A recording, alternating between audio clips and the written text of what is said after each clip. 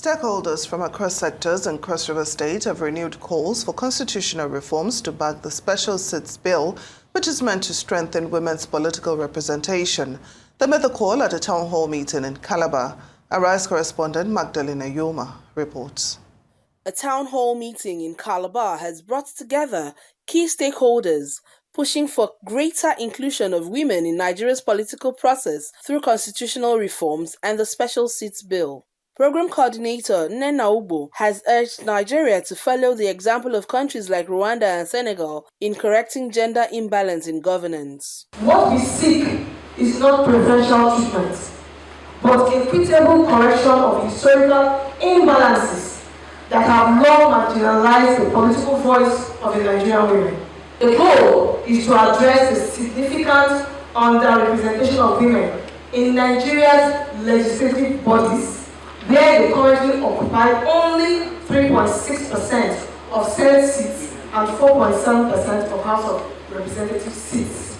Representing the wife of the Cross River State Governor, her special assistant on programs, Queen Eton, pledged continued support for initiatives boosting women's political participation. To further promote women's inclusion in government, we need to empower women, provide women with skills and resources they need to participate in policies and decision-making processes. Stakeholders, including traditional leaders, ministry officials and former lawmakers, emphasized transparency, legal safeguards and public involvement in the reform process. We hereby seek the continuous support of state actors, community leaders, religious leaders and political parties to work assiduously in ensuring women are mobilized to occupy elective positions.